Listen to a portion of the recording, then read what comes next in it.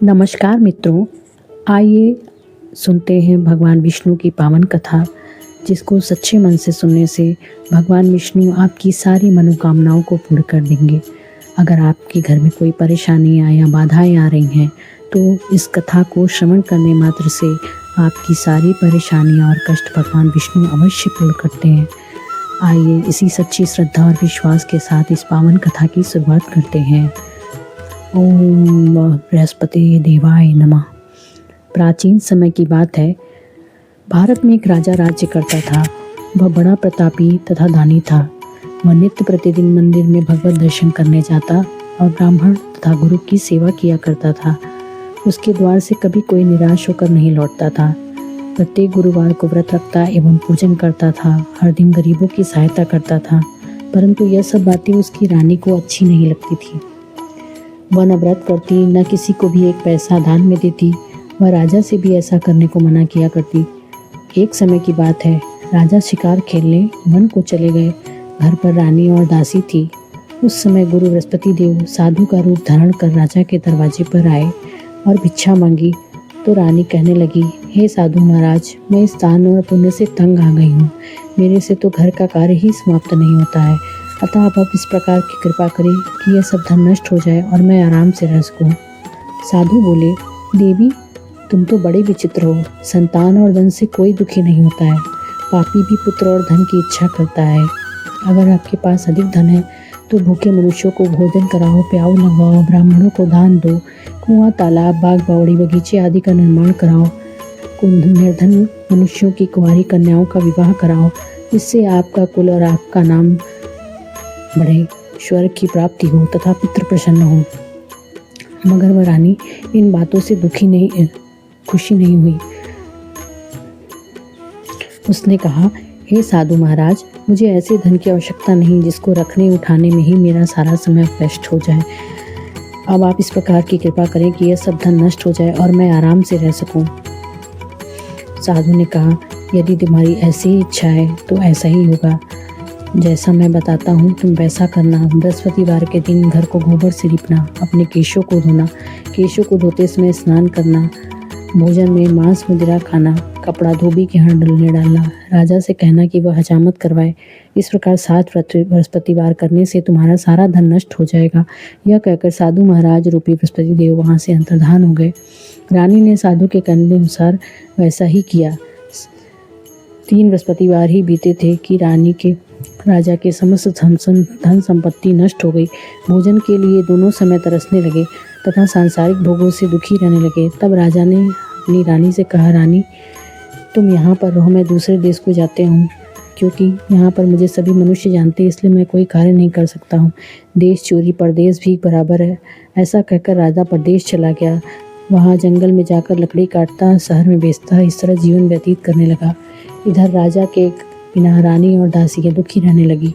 किसी दिन भोजन मिलता, किसी दिन जल पीकर ही रह जाती। एक समय रानी और दासी 7 दिन बिना भोजन के व्यतीत कर रही थी। तो रानी ने अपनी दासी से कहा, हे दासी, यहाँ पास ही के नगर में मेरी बहन रहती है। वह बड़ी धनवान है। तू उसके पास जा और वहाँ से 5 सेर बेझर मांग ला। दासी रानी की बहन के पास गई। रानी की बहन उसमें पूजा कर रही थी। बृहस्पतिवार का दिन था। दासी ने रानी की बहन से कहा, हे रानी, मुझे आपकी बहन ने भेजा है, मुझे 5 सेर बेझर दे दो। दासी ने यह बात अनेक बार कही, परंतु रानी की बहन ने कोई उत्तर नहीं दिया, क्योंकि वह उस समय बृहस्पतिवार की व्रत की कथा सुन रही थी। और जब तक कथा होती है तब तक न उठते हैं न बोलते हैं, इसलिए वह न बोली। ऐसा दासी को क्रोध आया और वह रानी के पास आकर बोली, हे रानी, आपकी बहन तो बहुत घमंडी है, वह छोटे लोगों से बात भी नहीं करती है। मैंने जब उनसे कहा तो उन्होंने कोई उत्तर नहीं दिया। मैं वापस चली आई। रानी बोली, हे दासी, इसमें उनका कोई दोष नहीं है। जब बुरे दिन आते हैं तो कोई सहारा नहीं देता है। अच्छे बुरे का पता विपत्ति में ही लगता है। जो ईश्वर की इच्छा होगी वही होगा। यह सब हमारे भाग्य का दोष है। उधर रानी की बहन ने सोचा कि मेरी बहन की दासी आई थी, परंतु मैं उससे नहीं बोली, इससे वो बहुत दुखी हुई होगी। अतः कथा सुन और विष्णु भगवान का पूजन समाप्त कर वो अपनी बहन के घर आई और कहने लगी, हे बहन, मैं बृहस्पतिवार का व्रत कर रही थी। तुम्हारी दासी हमारे घर गई थी, परंतु जब तक कथा होती है तब तक न उठते हैं न बोलते हैं, इसलिए मैं नहीं बोली।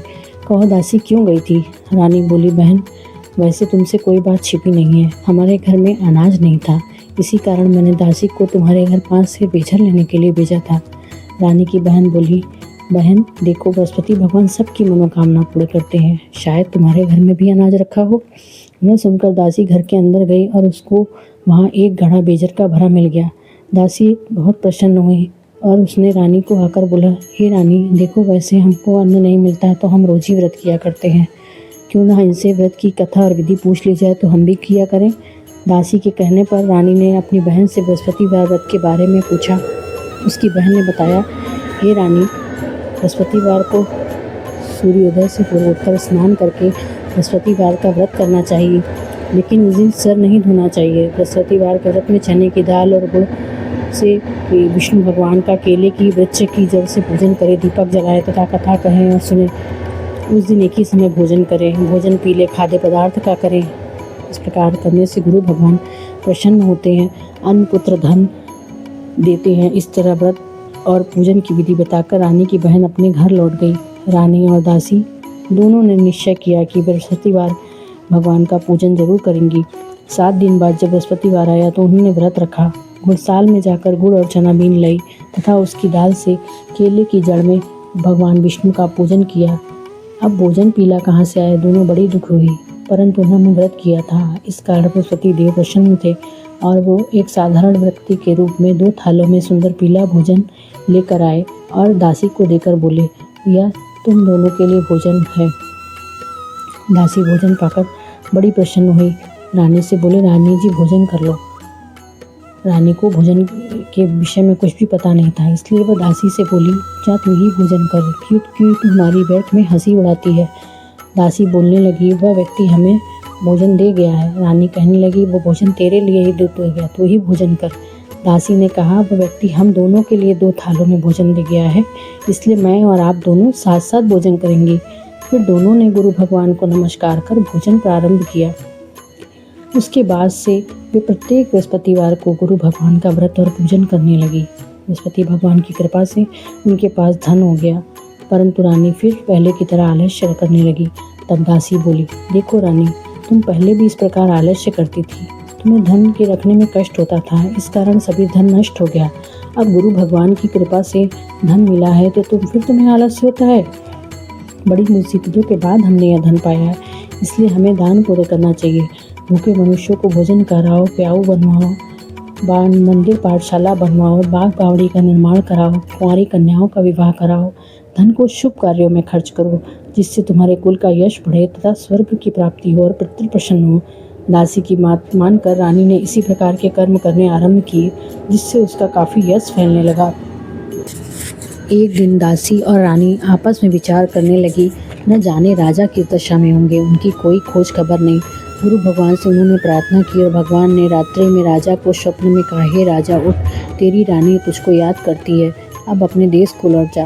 राजा प्रातःकाल उठा, जंगल से लकड़ियाँ काट कर लाने के लिए जंगल की ओर चल पड़ा।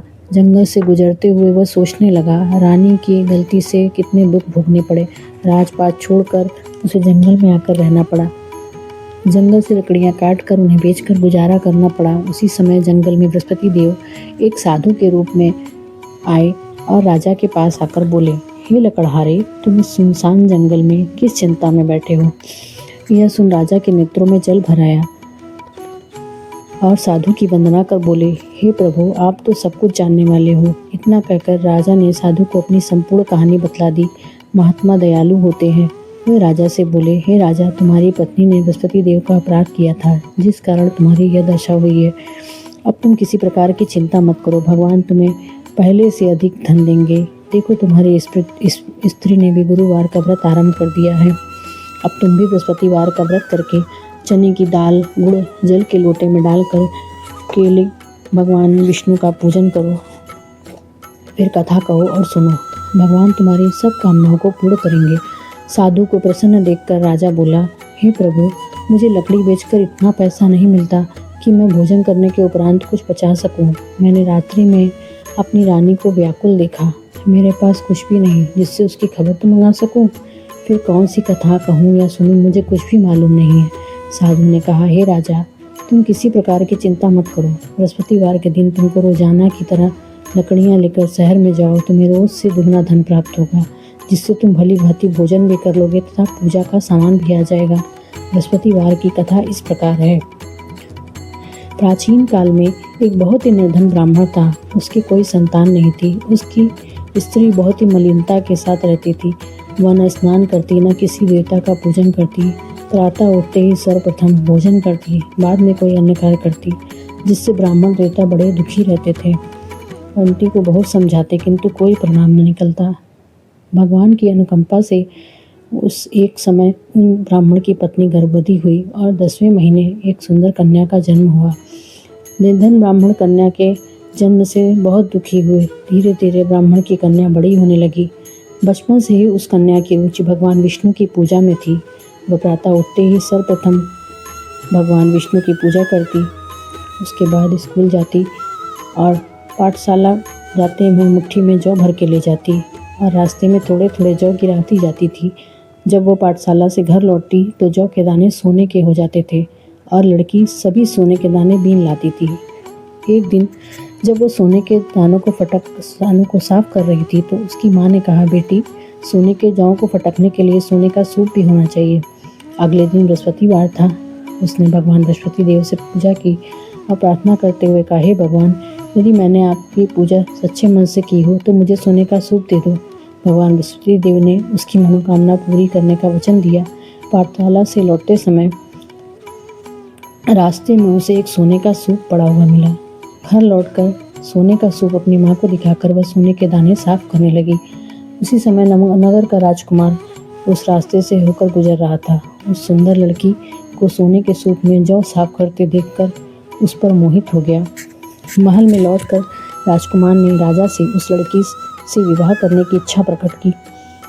राजा ने ब्राह्मण को महल में बुलाकर राजकुमार से उस लड़की के विवाह की बात कही। ब्राह्मण तैयार हो गए। धूमधाम से उस लड़की का विवाह राजकुमार से हो गया। दुल्हन बनकर ब्राह्मण की लड़की महल में चली गई। लड़की के चले जाने से ब्राह्मण फिर निर्धन हो गया।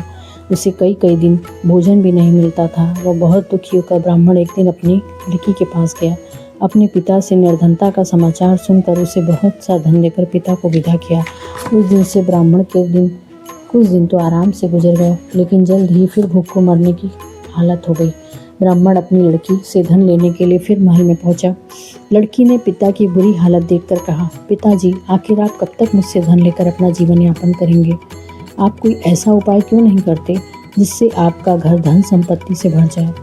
ब्राह्मण ने कहा, मैंने तेरी माँ को बहुत समझा लिया, पर उसकी समझ में कुछ नहीं आता। उसका फूहड़पन नष्ट हो तो घर की निर्धनता भी दूर हो जाए। तब कुछ सोचकर लड़की ने पिता से कहा, पिताजी, आप कुछ दिनों के लिए माँ को मेरे पास छोड़ जाओ। सब कुछ सोचकर ब्राह्मण पत्नी को लड़की के पास महल में छोड़ आए। लड़की ने अपनी माँ से कहा, माँ, तुम प्रातःकाल उठकर स्नान आदि करके भगवान विष्णु का पूजा अवश्य करना। पूजा करने से तुम्हारी निर्धनता अवश्य दूर हो जाएगी। लेकिन उसकी माँ ने उसकी एक भी बात नहीं सुनी।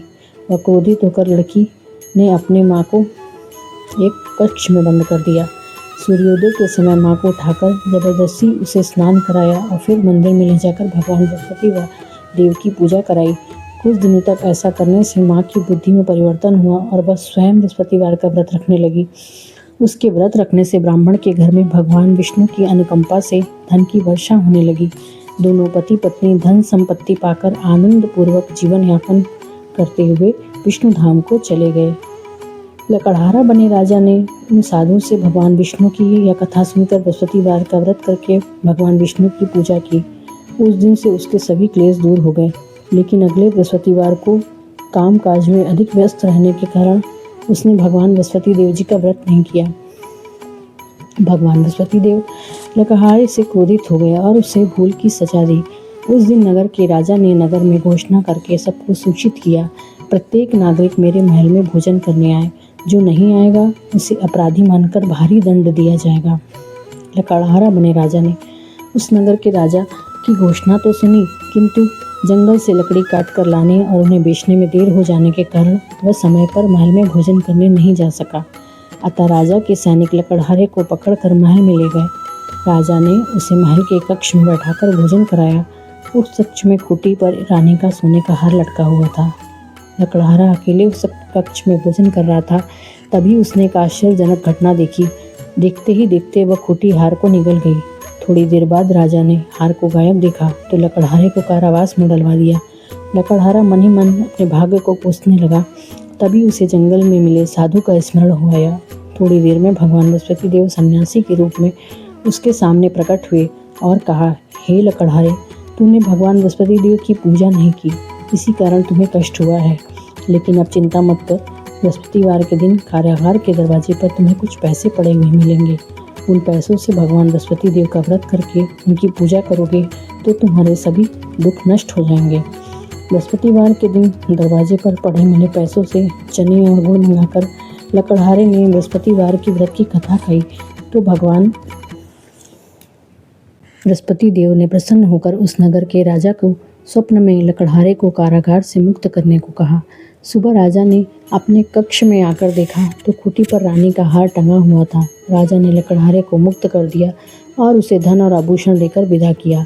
लकड़हारा बना राजा उस नगर से चलकर अपने नगर में पहुंचा और तो उसने उस नगर में कुएं, धर्मशाला, बाग बगीचे देखकर बहुत प्रसन्न हुआ।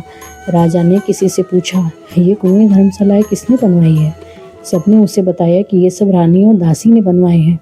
राजा महल में पहुंचा तो रानी ने उसका भव्य स्वागत किया। तब राजा ने निश्चय किया कि सप्ताह में तो एक बार सभी बृहस्पति देव का व्रत पूजन करते हैं, परंतु मैं प्रतिदिन व्रत किया करूँगा तथा दिन में 3 बार कथा करा करूँगा। अब हर समय राजा के दुपट्टे में चने की दाल बंधी रहती थी। एक दिन घोड़े पर सवार होकर राजा ने कहा अपनी बहन से मिलने चल दिया। अभी राजा नगर के बाहर पहुंचा ही था कि उसने कुछ लोगों को एक शव को ले जाते हुए देखा। राजा को स्मरण हो आया कि आज उसने किसी को बृहस्पतिवार की कथा नहीं सुनाई है। राजा ने उन लोगों को रोक कर कहा, भैया, आप शव ले जाने से पहले बृहस्पतिवार की कथा सुन लो। लोगों ने राजा पर क्रोधित हुए कहा, तुम पागल तो नहीं हो? लेकिन कुछ बड़े बूढ़े लोगों ने कहा, अच्छा भाई, साथ में चलते चलते तुम अपनी कथा भी सुना लो। राजा ने चलते हुए आधी कथा कही। शव हिलने लगा और जैसे ही कथा समाप्त हुई शव उठकर बैठ गया। लोगों ने हैरानी से दांतों तले उंगली दबाई और अगले बृहस्पतिवार से भगवान बृहस्पति देव का व्रत करने व कथा सुनने का निश्चय लिया। अब घोड़े पर सवार राजा चलते हुए एक किसान के पास पहुंचा। किसान अपने खेत में हल चला रहा था। राजा ने कहा, अरे भाई, मुझसे बृहस्पतिवार की कथा सुन लो। किसान झुंझलाकर बोला, अरे भाई, देख नहीं रहे हो, जितनी देर तक मैं तुम्हारी कथा सुनूंगा उतनी देर में पूरे खेत में हल चला लूँगा। राजा निराश होकर चलने लगा। राजा के हटते ही बैल पछाड़ खाकर गिर गए और किसान के पेट में बड़े जोर का दर्द होने लगा। उसी समय उसकी माँ रोटी लेकर आई थी। किसान ने अपनी माँ से सब हाल कहा। दिया दौड़ी दौड़ी उस घुड़सवार के पास गई और बोली, आप अपनी कथा मेरे खेत पर चलकर कहना। राजा ने बुढ़िया के खेत पर जाकर कथा कही, जिसको सुनते ही उसका बेटा ठीक हो गया तथा उसके बैल भी खड़े हो गए। अब सबने राजा की बहुत प्रशंसा की। राजा ने अपनी बहन के घर पहुंचा। घर के सभी लोग भोजन कर रहे थे। बहन, क्या घर में कोई ऐसा व्यक्ति है जिसने अभी तक भोजन न किया हो? उसकी बहन बोली, भैया, हमारे घर में तो क्या आपको पूरे नगर में कोई ऐसा व्यक्ति नहीं मिलेगा जिसने भोजन न किया हो। तभी राजा ने बहन के घर से निकलकर उस नगर में बिना भोजन किए व्यक्ति की तलाश की। एक गडेरिये के घर में उसका बेटा बीमार होने के कारण भूखा रह गया। राजा ने उसको जाकर बृहस्पतिवार की कथा सुनाई। कथा सुनते सुनते गडेरिये का बीमार बेटा बिल्कुल ठीक हो गया। सबने राजा की बहुत प्रशंसा की। एक दिन राजा ने अपनी बहन से कहा, बहन, हम अपने घर जाना चाहते हैं, तुम भी हमारे साथ चलो। कुछ दिन वहाँ रहकर लौट आना। राजा की बहन ने अपनी सास से कहा तो सास ने ताने देते हुए कहा, बहू, मायके जाना हो तो अकेली जाना, क्योंकि तेरे भाई की कोई संतान नहीं है। दूसरे कक्ष में बहन की सास की बातें सुनकर राजा दुखी मन से अकेला ही अपने नगर को लौट आया। रानी ने राजा से कहा, आप तो अपनी बहन को साथ लाने की बात कहकर गए थे, तो बहन को साथ क्यों नहीं लाए? तब राजा ने दुखी होते हुए कहा, हे रानी, हम निसंतान हैं, इसलिए हमारे घर कोई आना पसंद नहीं करता। रानी ने राजा को समझाया, हे प्राणनाथ, हमें बृहस्पति देव ने सब कुछ दिया है, अब भगवान बृहस्पति देव हमें संतान भी अवश्य देंगे। बृहस्पतिवार को विधिवत व्रत करते हुए राजा रानी ने भगवान बृहस्पति देव से संतान के लिए प्रार्थना की। कुछ दिनों बाद उन्होंने स्वप्न में दर्शन देते हुए कहा, हे राजन, तेरी मनोकामना अवश्य पूरी होगी। 1 सप्ताह बाद ही रानी गर्भवती हुई और 10वें महीने रानी के गर्भ से एक सुंदर पुत्र पैदा हुआ। राजा रानी जीवन पर्यंत बृहस्पतिवार का व्रत करते रहे और उनके घर में धन की वर्षा होती रही। इस तरह आनंद पूर्वक जीवन यापन करते हुए राजा रानी भगवान बृहस्पति देव की अनुकंपा से मोक्ष को प्राप्त करके सीधे बैकुंठ धाम पहुँच गए। बृहस्पतिवार को विधिवत व्रत करके जो स्त्री पुरुष भगवान विष्णु की पूजा करते हैं, भगवान उनकी सभी मनोकामनाएं पूर्ण करते हैं। तो श्री बृहस्पतिवार व्रत कथा बोलो विष्णु भगवान की जय। अब आरती का श्रवण करते हैं। ओम जय बृहस्पति देवा, स्वामी जय बृहस्पति देवा। छिन छिन भोग लगाऊं, कदली फल मेवा। ओम जय बृहस्पति देवा, तुम पूर्ण परमात्मा, तुम अंतर्यामी प्रभु, तुम अंतर्यामी। जगत पिता जगदीश्वर, तुम सबके स्वामी। ओम जय ओम जय बृहस्पति देवा। आइए आरती का श्रवण करते हैं। ओम जय बृहस्पति देवा, स्वामी जय बृहस्पति देवा। छिन छिन भोग लगाऊं, कदली फल मेवा। ओम जय बृहस्पति देवा, तुम पूर्ण परमात्मा, तुम अंतर्यामी। जगत पिता जगदीश्वर, तुम सबके स्वामी। ओम जय बृहस्पति देव, चरणामृत निज निर्मल, सब पातक हरता। सकल मनोरथ दायक, कृपा करो भरता। ओम जय बृहस्पति देवा, तन मन धन अर्पण कर, जो जन शरण पड़े। प्रभु प्रकट तब हो करे, आकर द्वार खड़े। ओम जय बृहस्पति देवा, दीन दयाल दयानिधि, भक्तन हितकार। पाप दोष सब हरता, भव बंधन हारी। ओम जय बृहस्पति देवा, सकल मनोरथ दा, सब संशय तारी। विषय विकार मिटाओ, संतन सुखकारी। ओम जय बृहस्पति देवा, जो कोई आरती तेरी प्रेम सहित गावे। ज्येष्ठानंद आनंद सो निश्चय पावे। ओम जय बृहस्पति देवा, स्वामी जय बृहस्पति देवा। बोलो विष्णु भगवान की जय, बोलो बृहस्पति देव भगवान की जय। इसी के साथ बृहस्पतिवार व्रत की कथा पूर्ण होती है। भगवान विष्णु आप सबकी सारी मनोकामनाओं को पूर्ण करें। ओम विष्णु देवाय नमः। ओम नमो भगवते वासुदेवाय नमः। जय श्री हरि विष्णु। राधे राधे।